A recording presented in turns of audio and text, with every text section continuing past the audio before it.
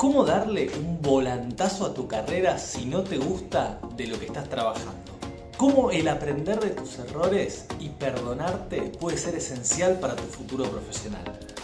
¿Cómo darte cuenta si tenés el síndrome del impostor y qué hacer con eso? De todas estas cosas y muchas más hablamos con Alejandra Marcote. Ale es coach y speaker especializada en el aprendizaje de errores y fracasos. Autora de los libros Cómo transformar el síndrome del impostor en tu aliado y 20 preguntas, infinitos aprendizajes. Mi nombre es Maxi Japes y esto es Ponerse en Marcha.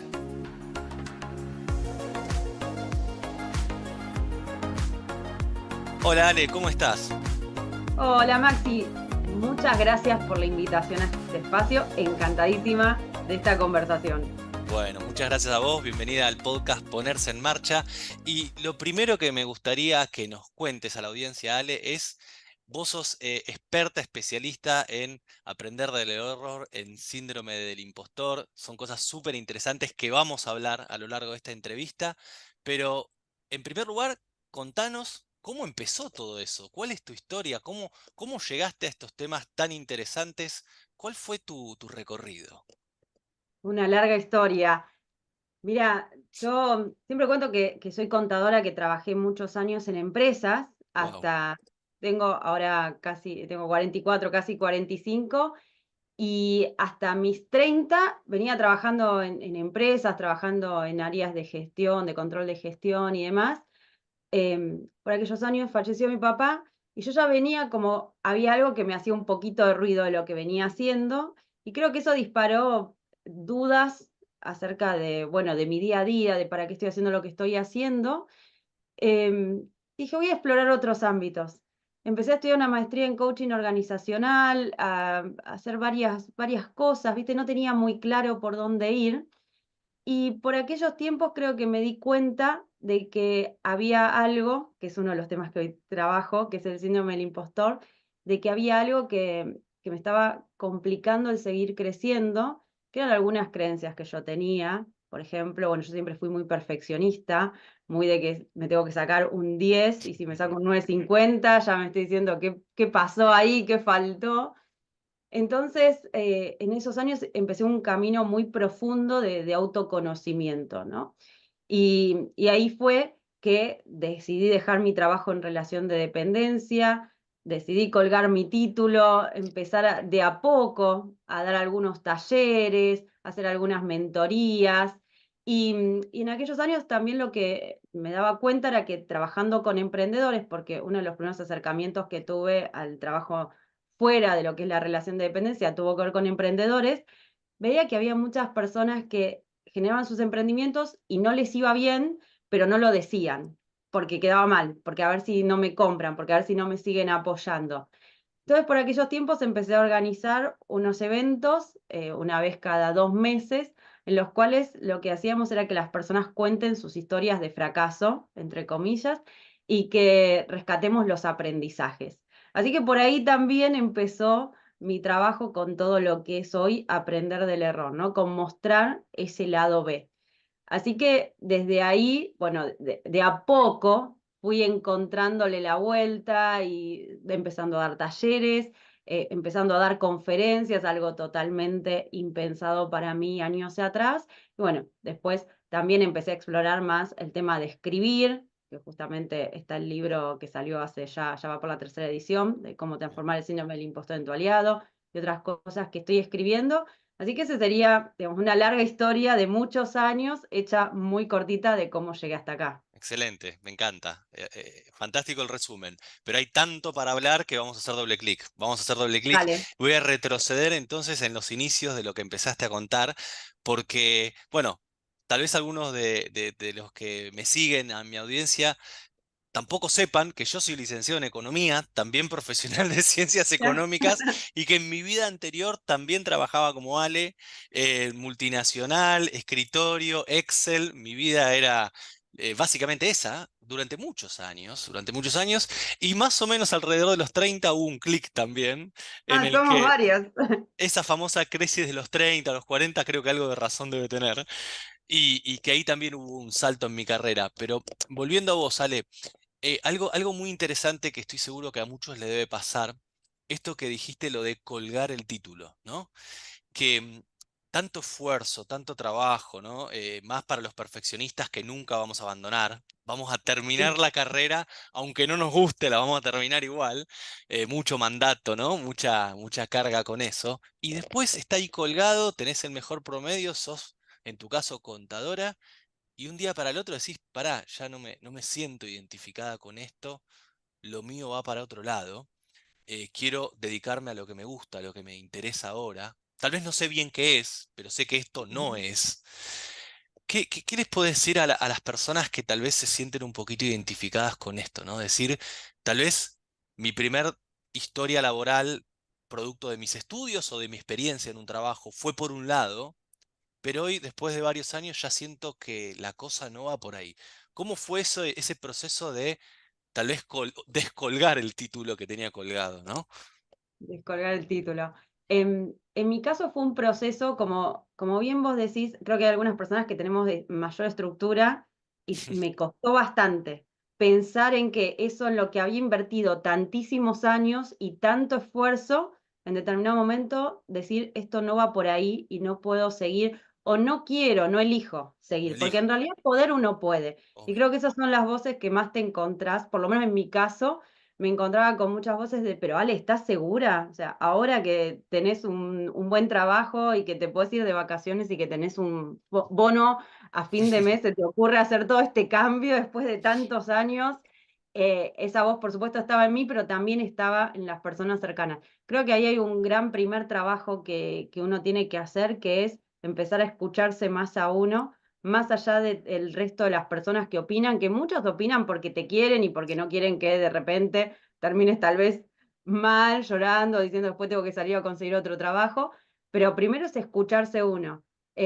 Para mí hubo en algún punto una pregunta que fue clave y es, ¿quiero seguir haciendo esto? Así me queden 5 años de vida o 15 o 20. Y cuando yo por lo menos empecé a proyectarme en ese tiempo, me di cuenta que no, o sea, no me veía siendo feliz haciendo tantos años más algo similar a lo que estaba haciendo, o sea, no podía. Entonces, creo que a veces hacerse esas preguntas, porque creo que algo que sucede hoy mucho es sostenemos, sostenemos, sostenemos, sostenemos.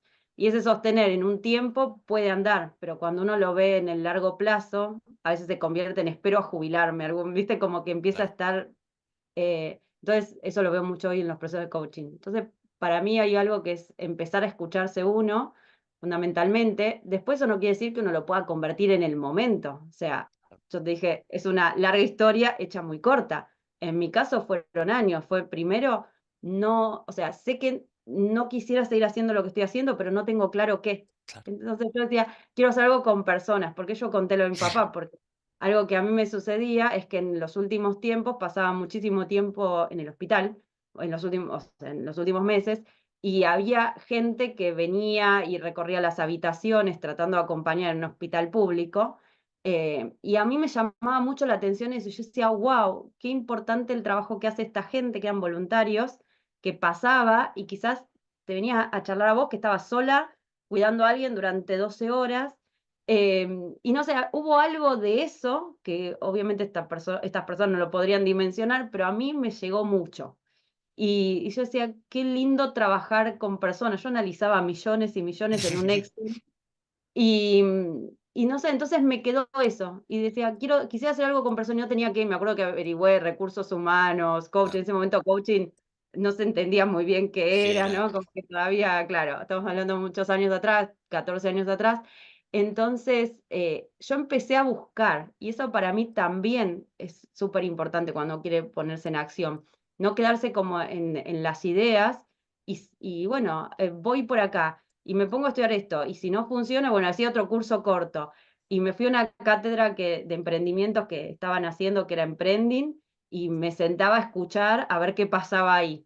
Entonces, como que todo el tiempo estaba en una búsqueda, yo no sé ni cuándo dormía, sinceramente, pero estaba como tan motivada en que quería hacer algo y quería salir de donde estaba, que todo el tiempo probaba y buscaba, hice de todo, la verdad, ¿eh? O sea, Exploración, ¿no? Probar, prueba y hasta error. esto de community manager Claro.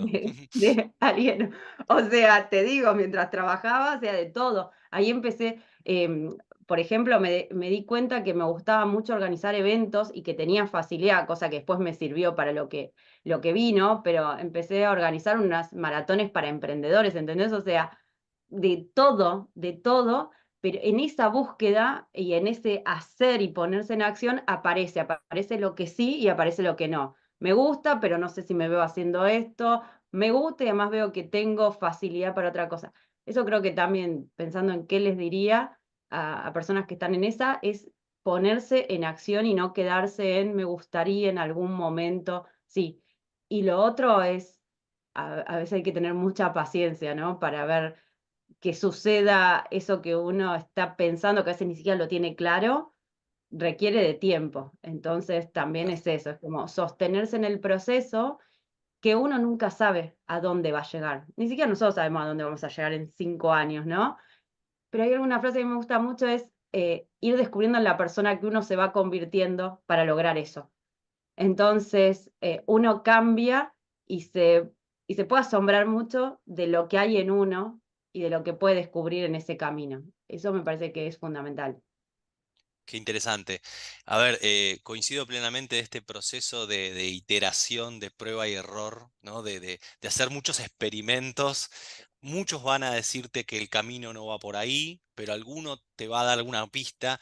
Y en este proceso de autoconocimiento hay señales que el cerebro racional no entiende, pero que el cuerpo percibe, y hay como algunas cosquillas, alguna palpitación, algo que te dice la cosa va por ahí, ¿no? Como que resuena en vos, Sí, en un nivel muy profundo, ¿no? Más emocional, primitivo, que esas señales son creo que las que hay que prestarle atención, ¿no? Cuando la chispita se enciende, que dice, en tu caso, ¿no? Esto de trabajar con personas, después el tema de todo lo que fue evolucionando con los eventos y demás.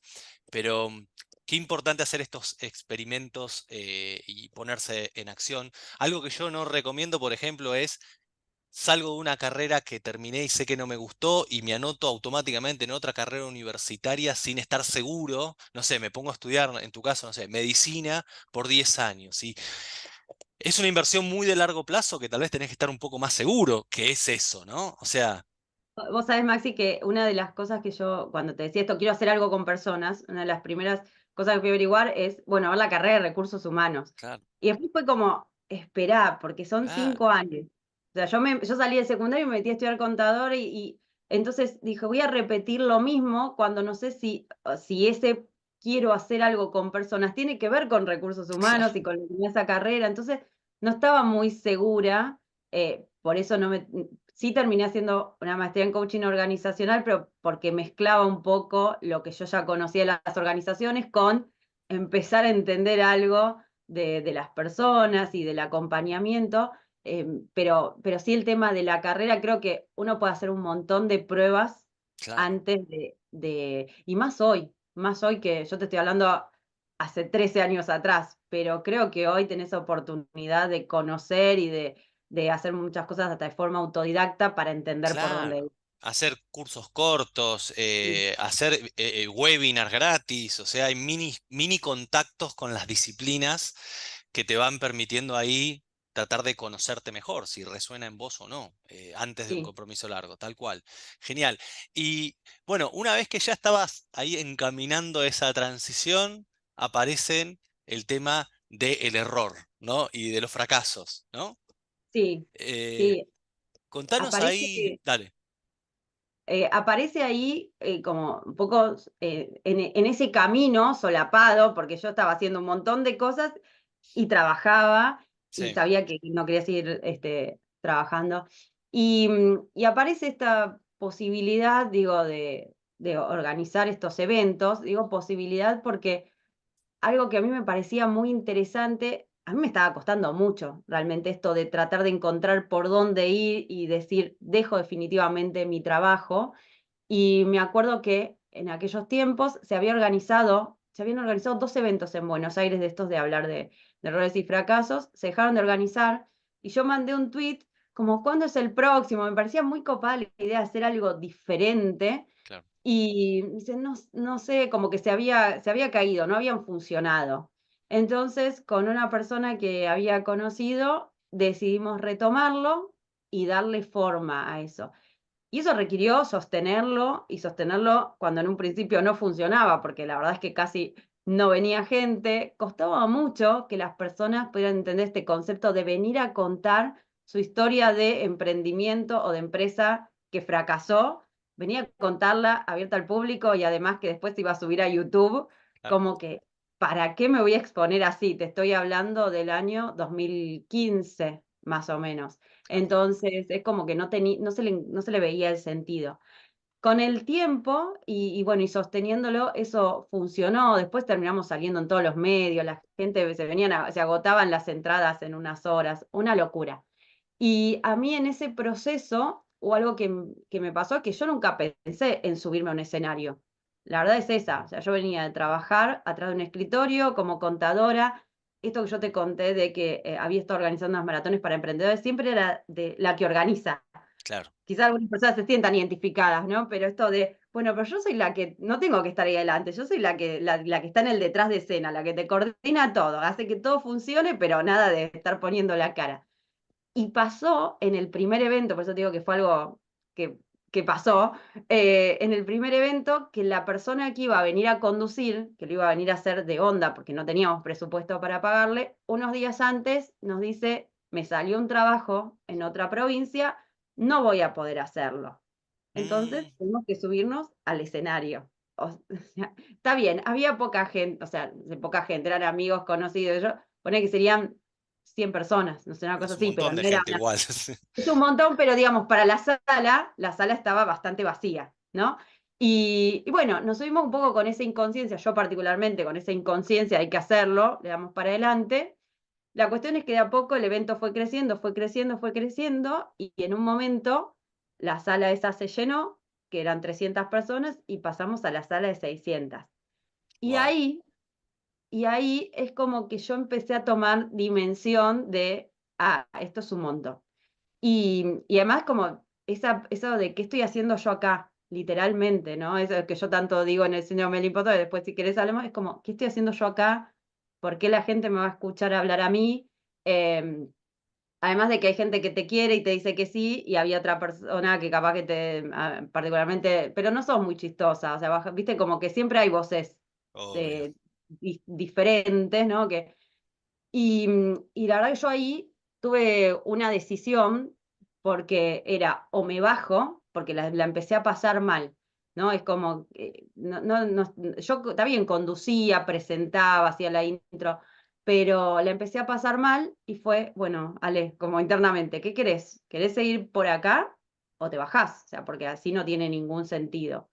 Y, y ahí yo tuve esa decisión de decir, no, yo quiero ir por acá, pero si quiero ir por acá, necesito prepararme diferente, necesito pararme diferente, necesito trabajar nuevamente en mí, a ver qué es lo que quiero y por qué me estoy viendo que lo que digo no tiene sentido.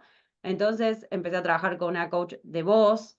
Empecé a trabajar mucho en mí, en pararme, hasta incluso desde el vestuario, ¿no? Porque Claro. yo iba y estaba con el mismo jean que iba a subir los hielos de abajo, ¿viste? Porque éramos pocos, lo hacíamos muy a pulmón.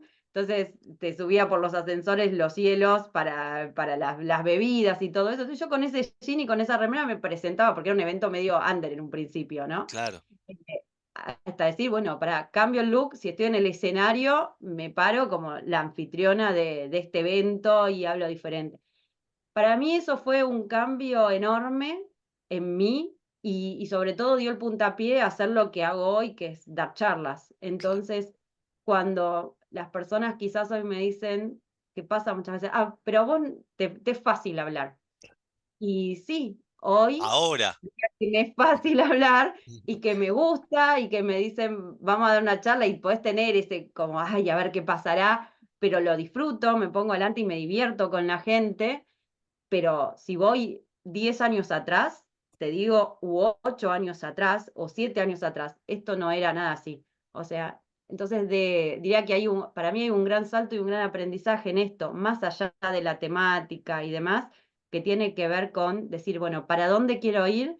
Tomar la decisión y trabajar en eso. Y que no es que es de un día para el otro, sino que, bueno, como todo ha sido, yo creo que soy una gran remadora en este sentido, decir, si quiero ir por ahí, voy y me expongo y una charla va a estar bien, la otra me va a agarrar mucha tos por los nervios que tengo y así le doy para adelante.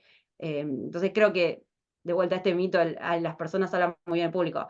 Podemos hablar en público bien porque practicamos un montón y siempre Claro, podemos mejorar, porque yo creo que tal cual. todos tenemos una brecha enorme, pero hay algo ahí de decidirse y de exponerse y de hacer, como dije también respecto del camino de buscar otra carrera. Qué bueno, sí. Solo muy pocos son, digamos, oradores innatos, ¿no? Salidos así del milagro. La gran mayoría hay muchas horas de trabajo previo que no se ven, porque uno siempre ve el producto Claro, terminado final que sale bien. Eh, claro. pero no se ve toda la enorme cantidad de horas de práctica, de ver qué funciona, qué no, hacer el ridículo 1000 veces para Sí. que uno se vaya sintiendo más cómodo, Y de absolutamente. correrse el límite uno mismo, ¿no? Claro, Porque también es eso, de que no es, hoy me levanto y lo hago, es todo el tiempo, a ver, estoy explorando, estoy probando, bueno, va por este lado, no va por este lado, ¿cuál es mi estilo? Me la paso haciendo chistes, la paso bien claro, o no la paso bien, me la paso de otra, o sea, ¿cómo es? Pero me parece que esto es clave, el hecho de que no es que uno necesariamente nace sabiendo, sino que lo puede ir logrando con la práctica. totalmente, totalmente de acuerdo. Qué interesante. Y en la organización de esos eventos, en las Fuck Up Nights, se hablaba de historias de emprendedores que salieron las cosas como no lo preveían, que habían fracasado. Tal vez después habían logrado el éxito con algún nuevo Sí. proyecto, ¿no? Así que habían aprendizajes del error, habían lecciones aprendidas que los ayudaron ahí a crecer. Pero me gustaría preguntarte, a lo largo de esos eventos, seguramente algunos aprendizajes se han repetido, algunas lecciones has podido ahí extraer. De hecho, muchas de tus charlas seguramente deben traer esas lecciones aprendidas. ¿Cuáles son los aprendizajes más importantes del error y cómo las personas podemos resignificar o aprender de nuestros errores? Bueno, sé que estaba relacionando una de las que más mencionaron con algo que vos dijiste antes. A ver, Y algo que a mí me llama la atención, y lo viví también, es que las personas, muchas traían esto había algo que yo dije que sí racionalmente, pero en la panza no tenía sentido para mí. O algo me decía que esto no lo tenía que firmar. O algo me decía que por ahí no era, pero no le encontraba la explicación y lo hice y al final me fue mal. Esa fue quizás la tengo muy presente porque ha estado presente también en mi vida, pero es eso de, hay algo que me dice que no sí, y yo digo que sí. Eso me parece que fue fundamental. Después, obviamente, encontrás un montón, o sea, problemas con socios, problemas con el equipo, el no prever temas financieros, ¿no? Que muchas veces uno sí, se lanza sin prever que puede salir mal. Creo que ese es un tema, ¿no? Porque después vemos que el gran error estuvo en no prever que había algo que podía salir mal. Entonces, a veces cuando estamos en un emprendimiento creemos que todo va a ir bien, no tenemos un plan B, no tenemos pensado qué pasa si no vendo en los primeros 3 o 5 claro, meses, porque yo creo que salgo y la rompo, porque toda mi familia me dijo que está buenísimo, pero cuando salgo aquí alguien me ponga un peso por lo que estoy vendiendo, eso no sucede. Entonces también aparece eso. Y creo que pensando en qué es lo que uno tiene que hacer o cuáles son algunos de los caminos que puede tomar, creo que lo primero es no tomárselo personal, que cuando hay un error, cuando hay una falla, cuando hay un fracaso, no decir que yo soy un fracaso, sino que es algo que puede suceder. Porque si algo que veíamos nosotros cada persona que iba a subirse al escenario la coachábamos. ¿Para claro, qué? Para que la persona pueda extraer los aprendizajes y la charla tenga una forma y no sea claro. digamos, de Un una hora divague. hablando. Claro. Claro, exacto. Entonces tenía que estar como muy focalizada y extraer eso. Y había muchas de las personas que lo primero que necesitábamos romper era esa idea de que mi negocio fue mal y entonces yo soy un fracaso, porque eso queda bastante impregnado en la persona, ¿no? Entonces yo siempre digo que en realidad uno va transitando experiencias y a veces esas experiencias te llevan a lograr lo que querías, el objetivo, y a veces no. Si lo lográs, vas a considerar que es un éxito y si no, vas a considerar que es un fracaso y que no funcionó. Pero si uno todo el tiempo tuviera que estar describiéndose como exitoso, fracasado, exitoso, fracasado, no tiene demasiado sentido. O sea, estamos viendo una experiencia y son resultados que se van alcanzando o no. Es cuando la persona realmente internaliza que es un fracaso, o sea, yo soy un fracaso o yo soy una fracasada, eh, eso es lo primero que hay que trabajar, porque si no, no podés generar algo nuevo o lo estás generando desde un lugar de muchísima carencia, ¿no? Eh, con lo cual también aparece algo que yo en mis redes hablo bastante, que es esto de no atar el valor personal que uno tiene al resultado. Entonces, trabajar mucho en los procesos, porque a veces cuando las cosas van bien, uno no se pone a mirar qué es lo que estoy haciendo para entender, ¿no? Qué es lo que está funcionando y qué es lo que no está funcionando, aunque me vaya bien. Y cuando nos va mal, muchas veces ni siquiera podemos mirar también demasiado a ver qué es lo que nos funcionó. Eso se ve mucho en los equipos, en las empresas, que se empiezan a tirar con Claro. todo, ¿no? Nos culpamos, o sea, tenemos charlas muy poco productivas respecto de eso, porque nos queremos proteger Claro. nuestra imagen, entonces es como que estamos tal vez culpándonos, echándole la culpa a otro. Y acá hay algo que me parece que es fundamental, que es preguntar, bueno, de lo que no funcionó, ¿qué tuve que ver yo en esto? Pero no para castigarte, no tirándote tierra encima, digamos, sino ¿qué tuve que ver yo con esto para ver qué puedo mejorar para la próxima?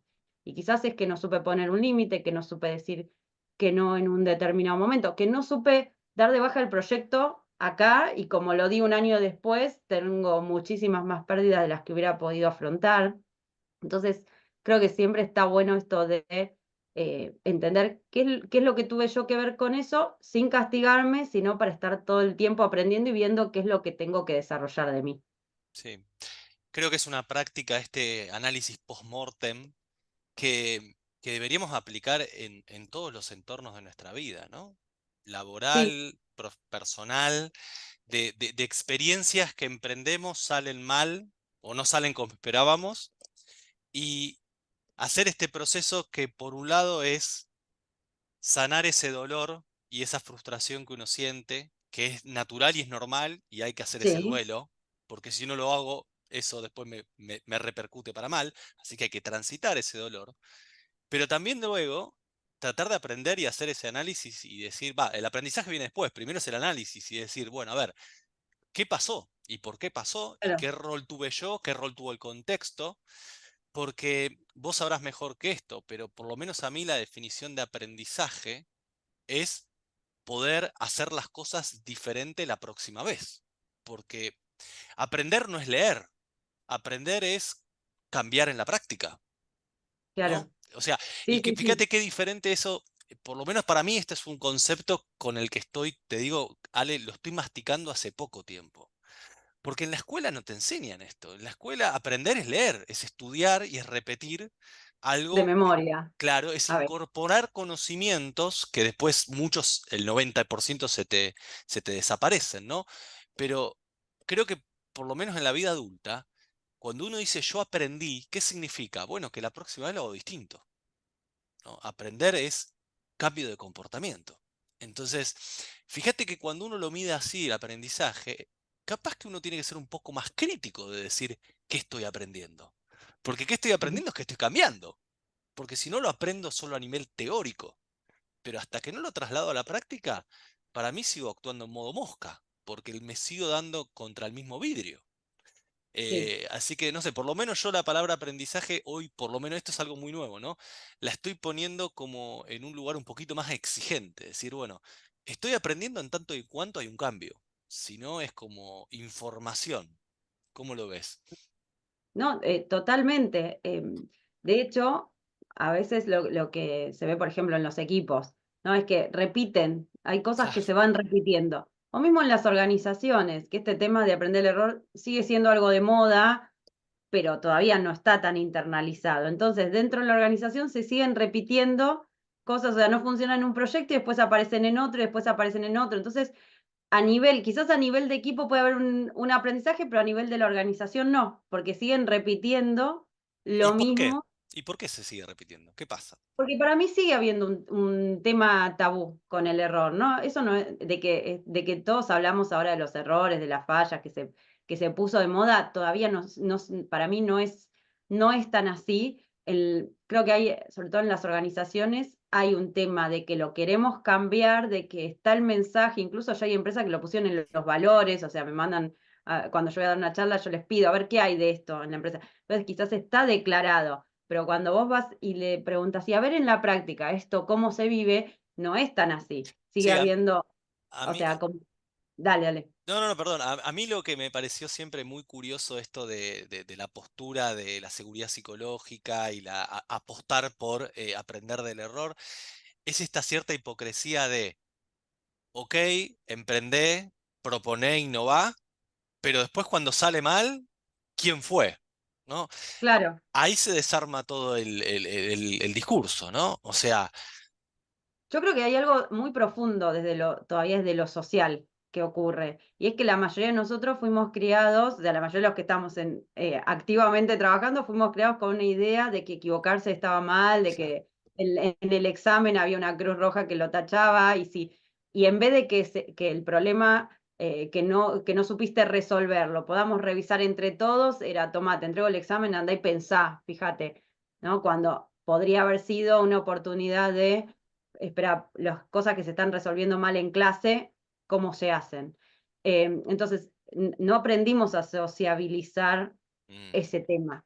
Con lo cual, por ejemplo, cuando yo lo trabajo en algunos equipos, aparece que la gente, o sea, sobre todo cuando son talleres con líderes, ellos dicen, sí, está bien, o sea, no es que está bien equivocarse y lo vamos a festejar, sino que, bueno, aceptamos que se puede equivocar y vamos a aprender de eso. Pero cuando vos preguntas internamente y haces como otro trabajo, qué pasa desde lo emocional, la frustración y el enojo que hay es enorme, claro. porque debería haberse hecho bien y porque no puedo bancarme que eso haya salido mal.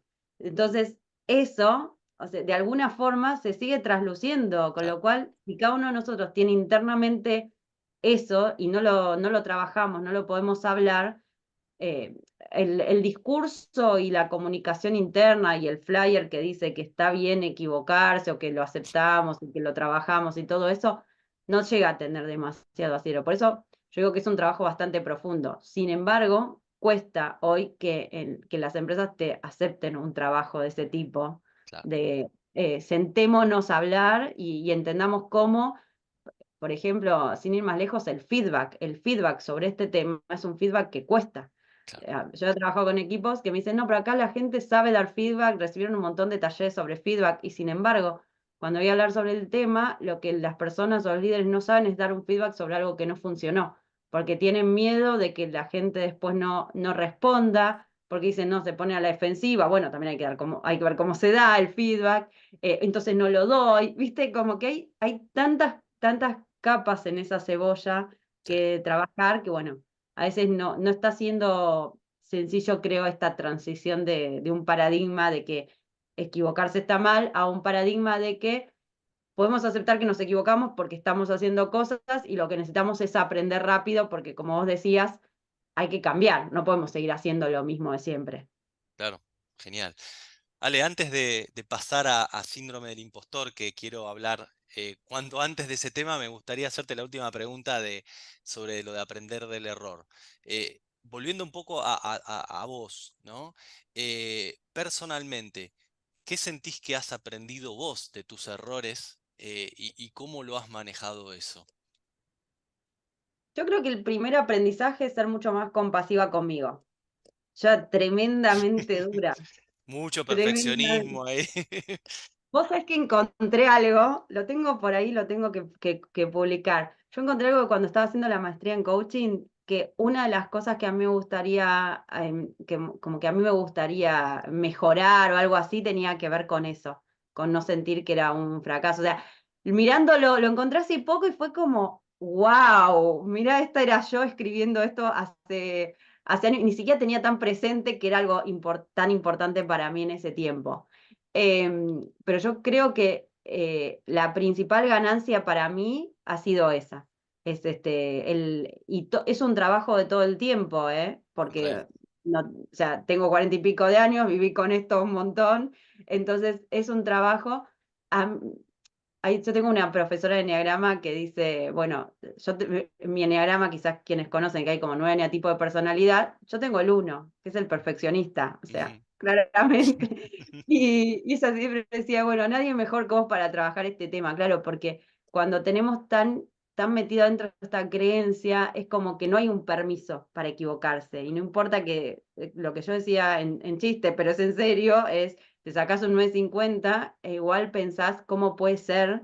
Y por otro lado, me recuerdo a mí en la facultad diciendo, cómo me encantaría poder ser esa persona que se saca un 4 y sabe que va a final y está festejando. Y yo me saqué un 9 y no lo puedo disfrutar, por Claro. más que ya la probé. ¿Entendés? Es eso. Entonces, vuelvo, para mí un gran aprendizaje y creo que lo mejoro día a día cada vez que charlo, cada vez que doy un workshop, porque me lleva a otro nivel de profundidad, es el de ser más compasiva conmigo. Creo que por otro lado aprendí en este proceso mucho a poner límites. Había errores que yo cometía por no poder ponerme firme, por no poder decir que no a algo, por no poner límites, por no sostener conversaciones difíciles, porque a veces uno con tal de que las personas lo acepten y lo quieran, y lo estoy hablando en todos los ámbitos, eh, dice que sí o deja pasar un montón de cosas. Claro. Entonces, en esto de revisar los procesos que yo te decía, Sí.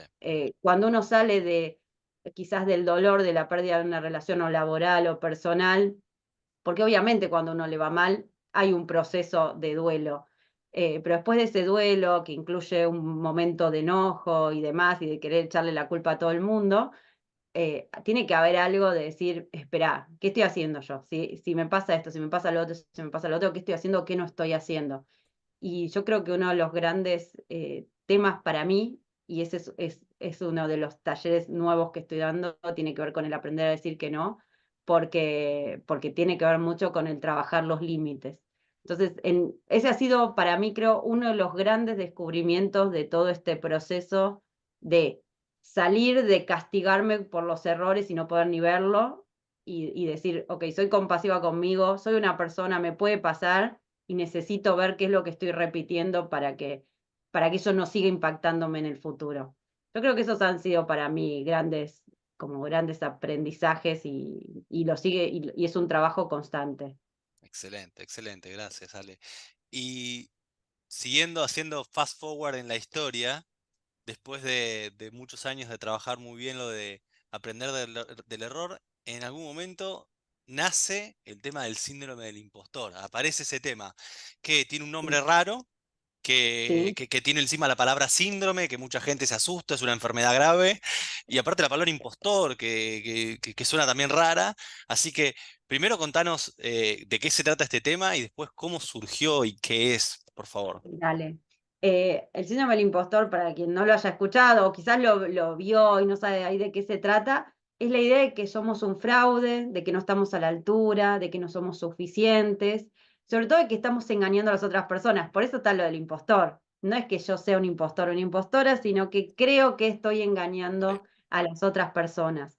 Y entonces ahí lo que sucede también es que nos da mucho miedo a equivocarnos y a fracasar, así que te imaginas que está reatado al tema que venimos trabajando, al de aprender el error, porque en la medida en que yo me equivoque o fracase, lo que creo es que las personas van a confirmar que yo no era la persona indicada, ahí se van a dar cuenta. Y en general lo que pasa con el síndrome del impostor es que solemos poner nuestros logros en el afuera, decimos que las cosas nos pasan por suerte, por las coincidencias, porque justo no había nadie más para elegir y me eligieron a mí, porque las barreras de entrada eran muy bajitas y por Claro. eso pude entrar.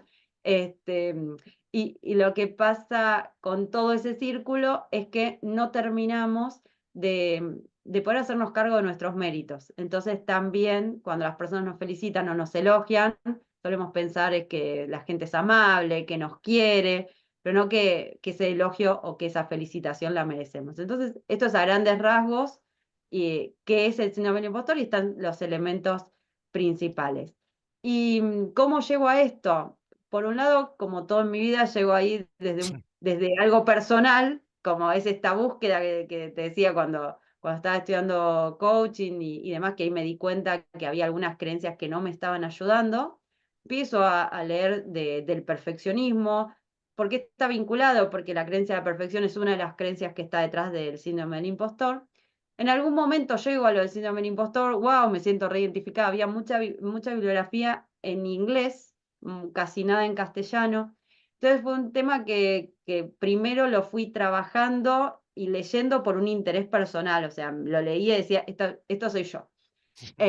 Y después eso lo fui incluyendo en los talleres de aprender del error. Claro. Y algo que pasaba en las charlas, y algo que pasaba, me acuerdo patente de una charla que había ido a dar para una ONG, era como que, bueno, veníamos hablando del tema, y cuando mencioné esto, iba contándolo, era como que la gente decía, sí, sí, y se iban acomodando, y yo dije, mirá, Acá como, hay mirá algo, lo acá que hay algo. provoca esto. Más allá que a mí, por supuesto, quizás yo también lo contaba con entusiasmo en particular, porque como me sentía reidentificada con esto. Y bueno, con el tiempo, allá por la pandemia, cuando arranca la pandemia, es como que yo dije, esto que de la intuición que decíamos, de por dónde ir, yo me guío mucho por eso, fue como, hay que ir por acá, porque me parecía un temazo para ese momento que la gente tenía que cerrar los locales, tenía que hacer cosas que no había hecho en su vida, tenía que estar en la casa haciendo algo remoto cuando venía sin trabajar nada remoto, sin saber cómo manejar. Entonces, esta idea de que no sé, no estoy a la altura, no soy suficiente, pues, escaló a niveles impensados. Claro. Y ahí es cuando decido el tema sacarlo a taller abierto, o sea, hacer talleres abiertos a la comunidad y extenderlo, porque claro, yo daba un slide, pero había para conversar, hacías doble clic y había para conversar un montón. Claro. Entonces, en todo ese proceso también empecé a escribir mucho más. Yo tenía algunas cosas escritas, empecé a escribir mucho más y cuando me di cuenta tenía alrededor de 100 hojas escritas, entre resúmenes.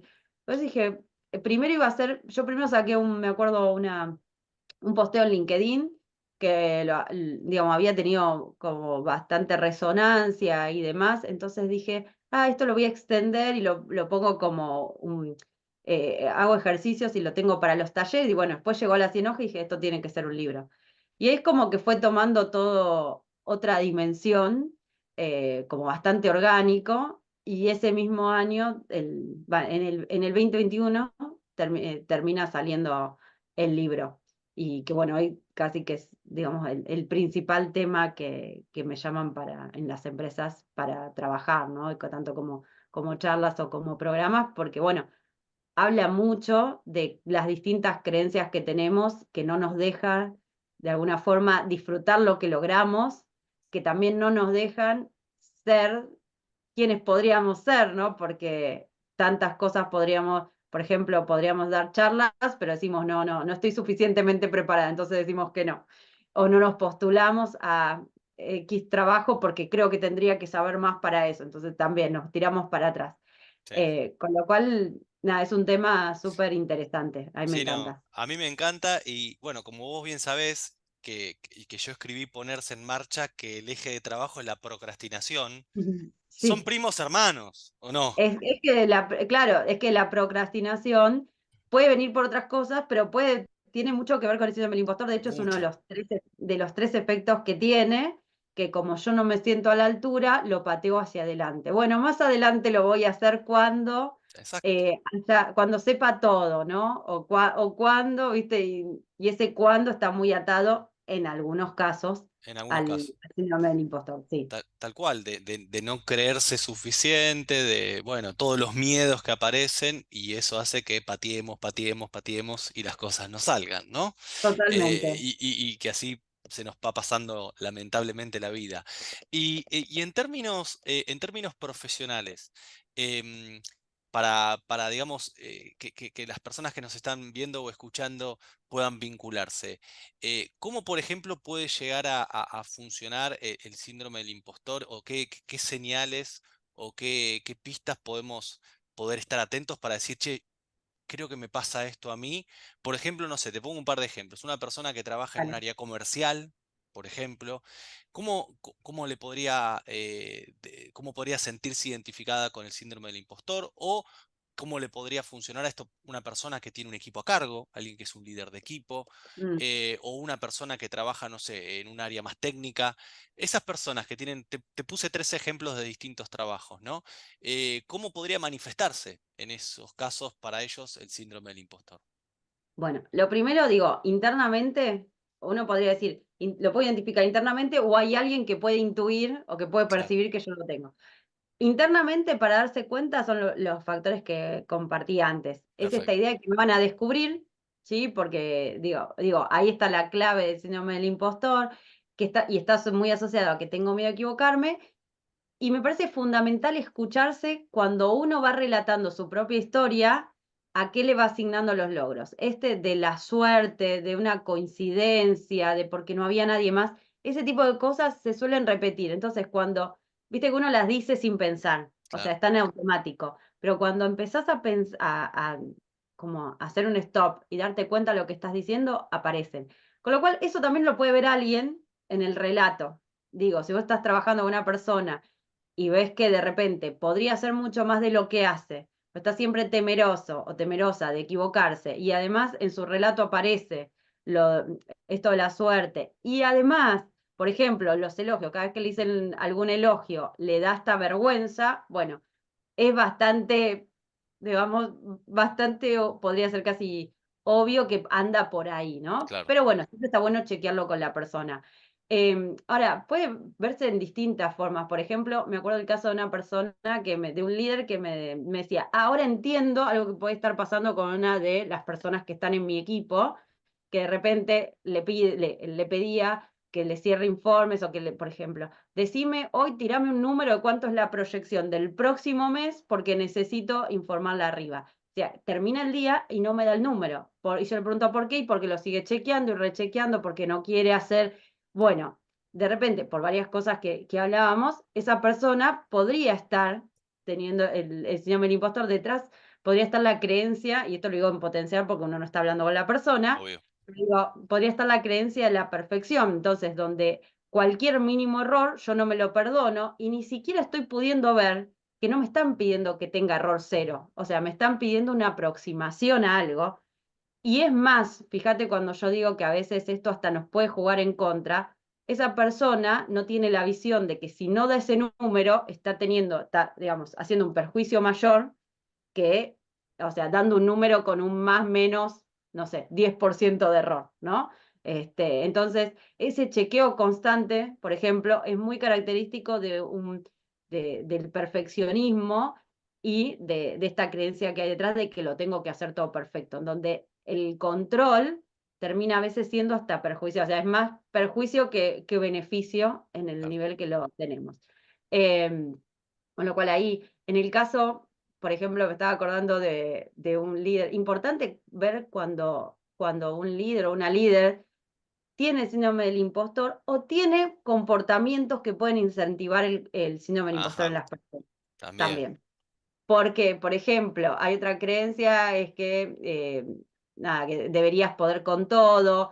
Claro, Otra creencia es que las cosas a la gente le tendrían que salir fácil y rápido. Entonces, quizás en entornos en donde el aprendizaje o el proceso de aprendizaje no se alienta o enseguida pero que, viste, como no le das tiempo a la persona a que entienda que ya, bueno, ese tipo de entornos no ayuda. Me estaba acordando de un líder, yo hablaba de que los elogios y las felicitaciones, ¿viste? A veces la gente les da vergüenza tomarlas, y uno lo que tiene que hacer es propiciar de que sí, que la persona vea que tuvo mérito en claro. eso, de que hay algo.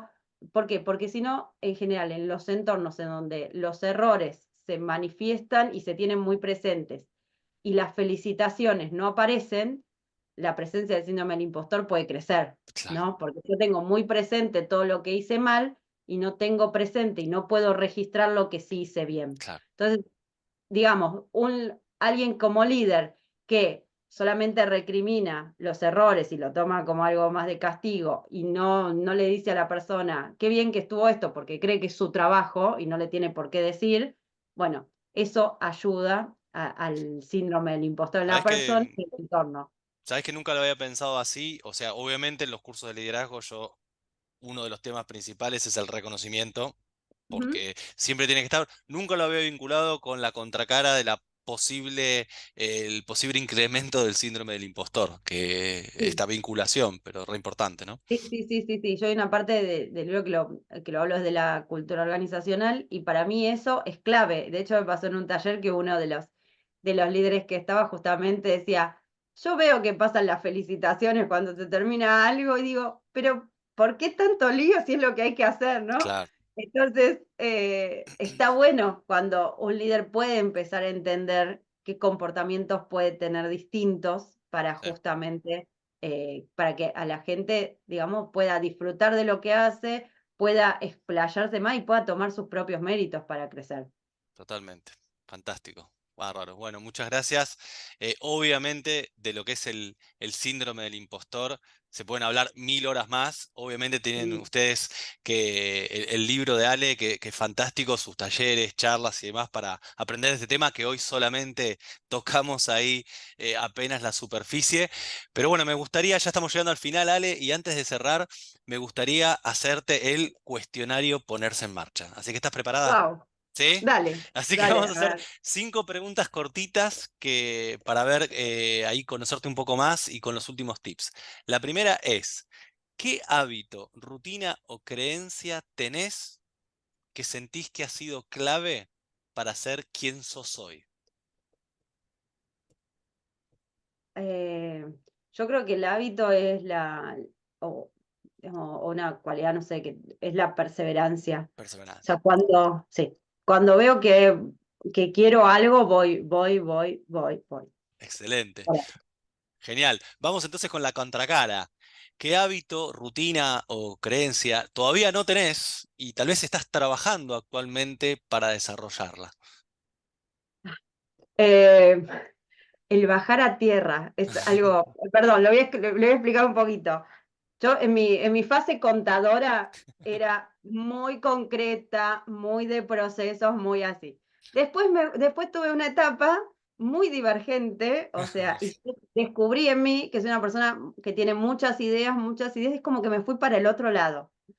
Entonces, estoy tratando de rescatar en estos tiempos, o sea, y de conciliar, porque era fantástico para algunos proyectos eso que yo tenía de ser muy concreta, y ahora estoy como a alguien le pasará seguramente en la computadora tener 25 ventanas abiertas, Vos sos y esa. en este momento soy ese y necesito volver sí, a cerrar, digamos, ¿no? A cerrar y a concretar y a bajar a tierra, pues no creo que estoy en una época de demasiada idea, volar y hay que bajar y concretar. Excelente. Vamos con la tercera. ¿Qué película viste o qué libro leíste que te rompió la cabeza? Uh, películas soy Película malísima. o libro. Y o lo Mi- primero que se te sí, mi venga a la libro, mente. el de las, ay, el, Vemos que El de tenés la varios interesantes sombra, ahí. ¿no? Sí, sí, sí, pero espera, porque hay uno que no lo estoy viendo acá. Sí. Es el de, no recuerdo el nombre bien, pero el de Jung y la sombra, pero no, Ajá. no recuerdo si ese es el nombre, Ajá. pero ahora sí te lo digo, pero bueno, ahí, Lo vamos a eh, dejar después en las notas abajo. sí, sí, Pero sí, y después, en general los de Brené Brown para mí han sido gran autora. muy buenos en cuanto, y que ahora se consiguen mucho más. Yo hace años que me costaba conseguirlos en Argentina, pero la verdad es que tienen una profundidad de temas como los que a mí me gustan, Sí. Quien quiera que está bueno. aproximarse a Brené Brown y nunca la haya escuchado puede ver un documental de Netflix muy bueno. Sí, Que claro, es una sí, sí, forma sí, fácil de empezar a empaparse, y tiene charlas TED también, es una totalmente. fenómena en este mundo, ¿no? Sí, Vamos con la cuarta, vamos con la cuarta. dale. ¿Qué haces esos días que no estás pila, que aparece la frustración, que aparece el no sale? ¿Cómo haces para reconectar, para seguir adelante? Primero, aceptar que hay días que uno no está. Es algo que me costó mucho aprender. Es algo que me costó mucho aprender porque yo decía, tienen que salir, tiene que, y sobre todo a veces cuando uno hace esto de escribir, Claro, y hay días que no. O sea, entonces primero lo acepto y dejo de pelearme con eso, que es algo que me costó mucho.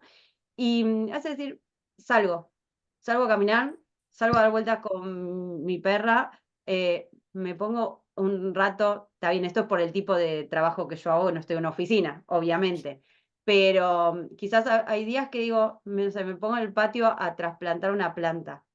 Y es ese, o sea, es ese rato, ¿eh? No es que digo, bueno, me voy de vacaciones ni nada, sino que corto un rato con eso y a veces en ese poner la mente en blanco durante un rato me ayuda a conectar, o sea, hago algo que disfruto, ¿no? Digo, salir a pasear con mi perra o ir un ratito al patio y tal vez, yo amo las plantas, para mí son mi gran terapia, entonces es como, tal vez uno dice, es una hora, pero es una hora que me ayuda a volver a mí. excelente. Es lo que suelo hacer. Buenísima práctica. Antes, aclaro que antes uno por lo menos yo, es como, es una pérdida de tiempo, como voy a estar una hora haciendo otra Claro, cosa, quería estar en mi jornada productiva, gran creencia, ¿no? La de la producción, de 9 a 18 debería estar produciendo, y la verdad es que yo también acepto que hay veces que es la 1 de la mañana y estoy escribiendo porque es mi gran hora productiva. Entonces, puedo, a veces cuando no me sale, puedo dejar de pelearme conmigo y salir al patio a estar un ratito con alguna planta al, no sé, a las 11 de la mañana. Es un cambio de mentalidad en ese sentido. qué interesante. A ver, no tenemos tiempo, pero esto daría para hablar 1000 horas. Este conocimiento de entre perseverar, trabajar, enfocarse y ser productivo versus conocerse, aceptar y liberar y soltar, ¿no?